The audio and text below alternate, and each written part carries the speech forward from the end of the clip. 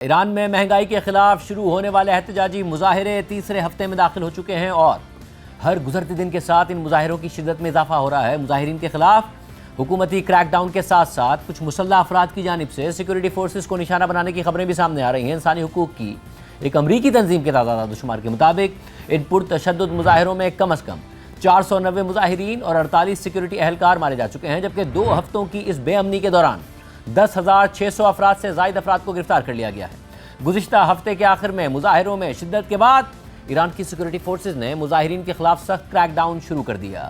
حالانکہ امریکی صدر ٹرمپ کریک ڈاؤن کی صورت میں ایران کو مسلسل ممکنہ مداخلت اور فوجی کارروائی کی دھمکیاں دے رہے ہیں، اور امریکی میڈیا کے مطابق صدر ٹرمپ اپنی دھمکیوں پر عمل درآمد کے لیے مختلف آپشنز پر غور بھی کر رہے ہیں، جن میں ایران کے اندر فوجی کارروائی کا آپشن بھی شامل ہے۔ اس ساری صورتحال میں ایرانی حکومت کا الزام ہے کہ امریکہ اور اسرائیل کی اماں پر کچھ شرپسند عناصر ملک میں فسادات میں ملوث ہیں۔ ایرانی صدر مسعود پزشکیان نے ایرانی میڈیا کو انٹرویو دیتے ہوئے کہا کہ دشمن نے ملک کے اندر اور باہر کچھ لوگوں کو تربیت دی ہے، اور وہ باہر سے کچھ دہشت گرد بھی لائے ہیں جنہوں نے بازاروں پر حملہ کیا اور لوگوں پر فائرنگ کی، مساجد کو آگ لگا دی۔ یہ ہمارے لوگ نہیں ہیں۔ ایسے میں ایران امریکہ کی ممکنہ مداخلت کے پیش نظر خطے میں امریکی اڈوں پر پیشگی حملوں کی دھمکیاں بھی دے رہا ہے۔ یاد رہے کہ جون میں امریکہ کے ممکنہ حملوں کے بعد ایران نے قطر میں امریکی فوج کے اڈے پر حملہ کیا تھا، جبکہ ایران کی سرکاری میڈیا کے مطابق آج تہران، قم، کرمان اور زاہدان سمیت ملک کے مختلف شہروں میں حکومت کے حق میں بڑے پیمانے پر لوگ سڑکوں پر نکل آئے اور مظاہرین کے خلاف احتجاج کیا۔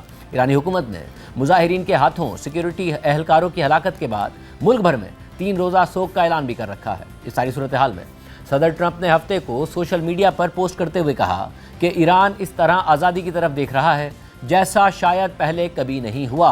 امریکہ مدد کے لیے تیار ہے۔ اس کے بعد کل میڈیا سے بات کرتے ہوئے ٹرمپ نے کہا کہ ایران کے لیڈر ہم سے مذاکرات کرنا چاہتے ہیں اور مذاکرات کے لیے ایرانی قیادت کے ساتھ ایک میٹنگ بھی طے کی جا رہی ہے، تاہم ممکن ہے کہ اس میٹنگ سے پہلے ہی ہمیں کچھ کرنا پڑ جائے۔ ٹرمپ کا دعویٰ ہے کہ ایران خود مذاکرات کے لیے ان سے رابطہ کر رہا ہے، جبکہ آج ایران کے وزیر خارجہ عباس عراقچی نے ایک انٹرویو کے دوران بتایا کہ ایران مذاکرات کے لیے تیار ہے، مگر وہ ساتھ ہی جنگ کے لیے بھی تیار ہے۔ اس کے علاوہ ایران میں مظاہروں کی وجہ سے ایرانی حکومت نے انٹرنیٹ سروسز بھی معطل کی ہوئی ہیں، جبکہ امریکی صدر ٹرمپ نے صحافیوں سے گفتگو کے دوران کہا کہ وہ ایران میں انٹرنیٹ فراہم کرنے کے لیے دنیا کے امیر ترین شخص اور سیٹلائٹ انٹرنیٹ فراہم کرنے والی کمپنی اسٹارلنک کے مالک ایلون مسک سے بات کرنے کا ارادہ رکھتے ہیں۔ اس ساری صورتحال میں رائٹرز کے مطابق ایک اسرائیلی ذریعے نے انہیں بتایا ہے کہ ہفتے کو ایک فون کے دوران اسرائیلی وزیر اعظم نیتن یاہو اور امریکی وزیر خارجہ مارکو روبیو نے ایران میں امریکی مداخلت کے امکان پر بات کی، جبکہ خود اسرائیلی وزیر اعظم نیتن یاہو نے ایکس پر پوسٹ کرتے ہوئے لکھا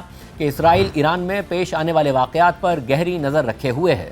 ایران میں آزادی کے لیے ہونے والے احتجاج پورے ملک میں پھیل چکے ہیں۔ اسرائیل کے عوام اور پوری دنیا ایران کے شہریوں کی بے مثال جرأت پر حیرت زدہ ہے۔ اسرائیل ان کی آزادی کی جد و جہد کی حمایت کرتا ہے اور بے گناہ شہریوں کے اجتماعی قتل کی سخت مذمت کرتا ہے۔ ہم سب کو امید ہے کہ ایرانی قوم جلد ہی ظلم و جبر سے آزاد ہوگی، اور جب وہ دن آئے گا تو اسرائیل اور ایران ایک بار پھر دونوں اقوام کے لیے خوشحال اور امن کے مستقبل کی تعمیر میں قابل اعتماد شراکت دار ہوں گے۔ اس ساری صورتحال میں امریکی صدر ٹرمپ مسلسل ایران میں امریکی مداخلت کا عندیہ دے رہے ہیں۔ اس حوالے سے کل ان کی ایک خصوصی میٹنگ بھی طے ہے، جبکہ امریکی میڈیا یہ دعویٰ کر رہا ہے کہ گزشتہ دنوں صدر ٹرمپ کو ایران میں ان کی دھمکیوں پر عمل درآمد کے لیے مختلف آپشنز بھی پیش کیے گئے ہیں۔ اس حوالے سے CNN کی رپورٹ کے مطابق 2 امریکی عہدیداروں نے بتایا ہے کہ صدر ٹرمپ ایران میں ہونے والے احتجاج کے بعد وہاں ممکنہ فوجی آپشنز پر غور کر رہے ہیں، تاکہ اگر ایرانی حکومت اپنے شہریوں کے خلاف طاقت استعمال کرتی ہے تو صدر ٹرمپ اس پر حملہ کرنے کی اپنی دھمکیوں پر عمل کر سکیں۔ امریکی حکام کے مطابق حالیہ دنوں میں صدر ٹرمپ کو ایران میں مداخلت کے مختلف منصوبوں پر بریفنگ دی گئی ہے۔ امریکی حکام نے کہا کہ صدر ٹرمپ کو پیش کیے گئے کئی آپشنز ایران کی ان سیکورٹی فورسز کو نشانہ بنانے پر مرکوز تھے جو احتجاج کو دبانے کے لیے استعمال کی جا رہی ہیں۔ رپورٹ میں مزید لکھا ہے کہ تاہم ٹرمپ انتظامیہ کے اندر یہ خدشات بھی پائے جاتے ہیں کہ فوجی حملے الٹا اثر ڈال سکتے ہیں اور احتجاج کو کمزور کر سکتے ہیں۔ امریکی حکام کے مطابق خدشہ یہ ہے کہ امریکی حملے غیر ارادی طور پر ایرانی عوام کو حکومت کی حمایت میں متحد کر سکتے ہیں، یا ان حملوں کی صورت میں ایران جوابی فوجی کارروائی کر سکتا ہے۔ امریکی حکام نے مزید بتایا کہ ٹرمپ ایران کی حکومت کو نشانہ بنانے کے لیے ایسے کئی آپشنز پر بھی غور کر رہے ہیں جو فوجی حملوں تک محدود نہیں ہوں گے۔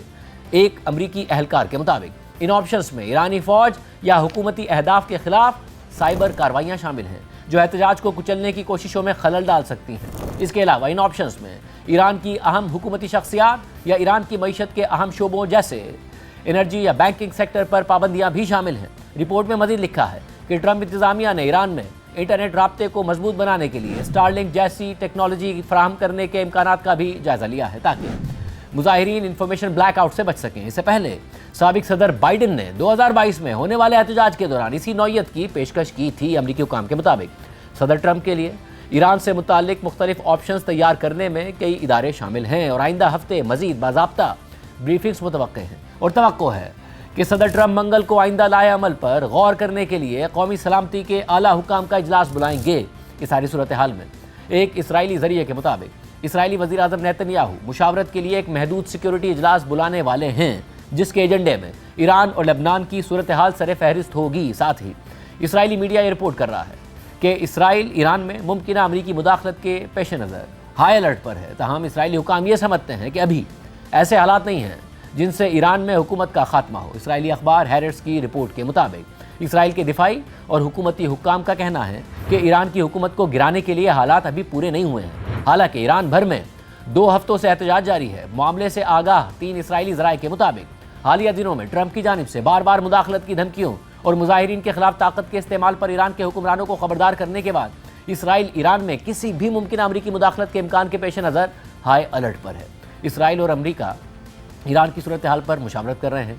सदर ट्रंप मुख्तलिफ ऑप्शंस पर गौर कर रहे हैं, जिनमें ईरान में अमरीकी फौजी हमले भी शामिल हैं। अमरीका की इन्हीं कोशिशों और सदर ट्रंप की धमकियों पर ईरानी हुकूमत में शदीद गुस्सा पाया जाता है और इसी तनाजुर में कल ईरानी पार्लियामेंट के स्पीकर बाकिर कालिबाफ ने यह धमकी दी कि अगर अमरीका ने हमला किया तो ईरान खित्ते में अमरीका और इसराइल के अहदाफ को निशाना बनाएगा। सिर्फ यही नहीं बल्कि ईरानी मीडिया ये भी रिपोर्ट कर रहा है कि ईरान की नेशनल डिफेंस काउंसिल ये ऐलान कर चुकी है कि अगर उसे हमले का कोई ख़तरा महसूस होगा तो वो अपने दुश्मनों के खिलाफ पेशगी कार्रवाई कर सकती है। इसके अलावा अमरीका और बरतानिया के शहरों समेत दुनिया के मुख्तलिफ ममालिक में ईरान में होने वाले मुजाहिरों के साथ यकजहती के लिए भी मुजाहरे हुए हैं। ऐसे में अब पूरी दुनिया में ये बहस छिड़ गई है कि अगर ईरान में मौजूदा हुकूमत का खात्मा हो भी जाता है तो ईरान में किसकी हुकूमत आएगी? क्या 1979 के इनकलाब के बाद इक़्तिदार से अलग होने वाले ईरान के शाही ख़ानदान का इक़्तिदार दोबारा वापस आ सकता है और माजूल शाह के बेटे रज़ा पहलवी मौके से फ़ायदा उठा सकते हैं, या फिर ईरान में किसी तीसरे फरीक की हुकूमत होगी? इस हवाले से बरतानवी अखबार दी गार्डियन की तज्ज़ियाती रिपोर्ट में लिखा है कि ईरान के माजूल शाह के जिला वतन बेटे रज़ा पहलवी के हामी दावा कर रहे हैं कि ईरान की सड़कों पर होने वाले मुजाहरे उनकी जानिब से की गई अपील का बराह रास्त रद्द अमल थे। उन्होंने इसे रज़ा पहलवी की क़यादत पर रेफरेंडम करार दिया और कहा कि इस रद्द अमल से ज़ाहिर होता है कि वो जीत चुके हैं। ताहम ईरान के लिए मुतबादिल क़यादत का मसला अब भी हल तलब है।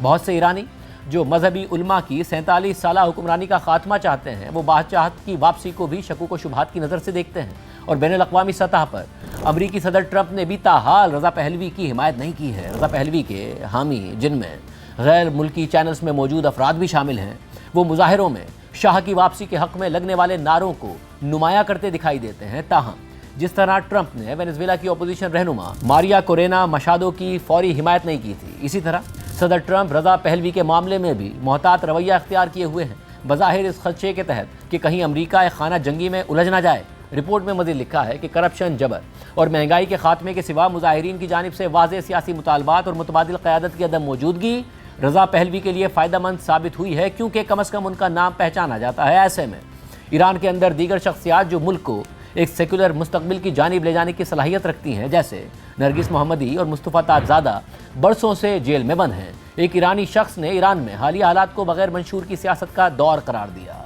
रज़ा पहलवी ने अपने हामियों से जुमे को दोबारा सड़कों पर निकलने की अपील करते हुए ऐलान किया कि वो मंगल को फ्लोरिडा में अमरीकी सदर ट्रंप की रिहाइशगाह मारे लागो में एक तकरीब में शिरकत करेंगे। ताहम उनकी टीम ने इस बात पर जोर दिया कि अभी तक उन्हें सदर ट्रंप से मुलाकात की इजाज़त ही नहीं मिली है और यरूशलम प्रेयर ब्रेकफास्ट की ये तकरीब अमरीकी सदर की टीम से कनेक्टेड नहीं है। रिपोर्ट के मुताबिक सदर ट्रंप ने एहतियातन अब तक अपने इस गैर वाज़े वादे पर भी अमल नहीं किया कि अगर ईरानियों पर हमला हुआ तो वो उनकी मदद को आएंगे। ट्रंप की इस एहतियात की वजह से ऐसी इतलात सामने आई हैं कि वो शायद ईरानी हुकूमत के अंदर मौजूद किसी अलहदा ग्रुप के साथ किसी मुआहदे के इम्कानात का जायज़ा ले रहे हैं और अमरीका और ईरान के दरमियान सालिसी का किरदार अदा करने वाले मुल्क ओमान के हुक्काम इस हफ्ते के आखिर में तेहरान पहुँचने वाले हैं। अगरचे मायूसी बढ़ती जा रही है, लेकिन इस बात का कोई इशारा नहीं है کہ ایرانی حکومت کے بعض حصوں میں پھیلنے والی گھبراہٹ سپریم لیڈر کو اپنے یورینیم کے ذخیرے کو برقرار رکھنے یا ملک کے اندر یورینیم افزودگی کی خواہشات پر نظر ثانی پر مجبور کر رہی ہے۔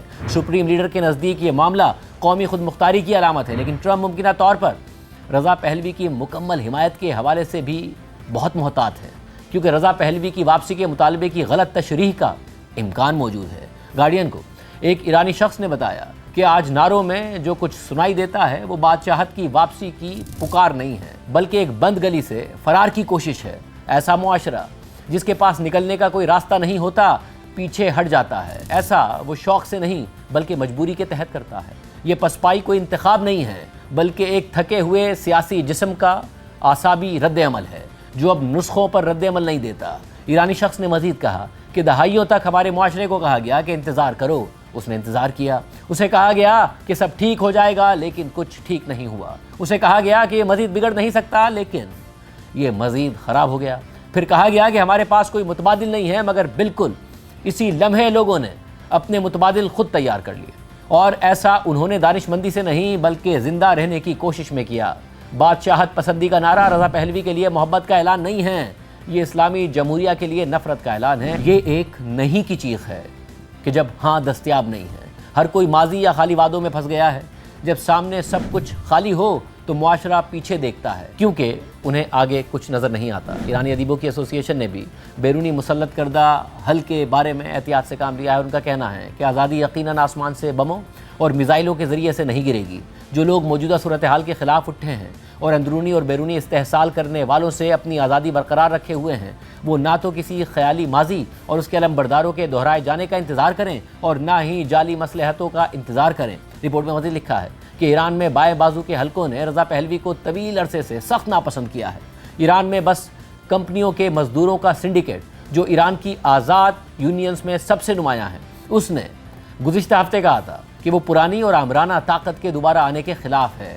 مزدوروں کے سنڈیکیٹ نے مزید کہا کہ مزدوروں کی آزادی کا راستہ عام لوگوں کے اوپر کھڑے کسی لیڈر کے راستے یا غیر ملکی طاقتوں پر انحصار سے نہیں گزرتا ہے۔ اس ساری صورتحال میں موجودہ اصلاح پسند ایرانی قیادت کے پاس چند حل باقی ہیں جو جون میں 12 دن کی جنگ سے پیدا ہونے والے قوم پرستی کے خاتمے کو سمجھنے کی کوشش کر رہے ہیں۔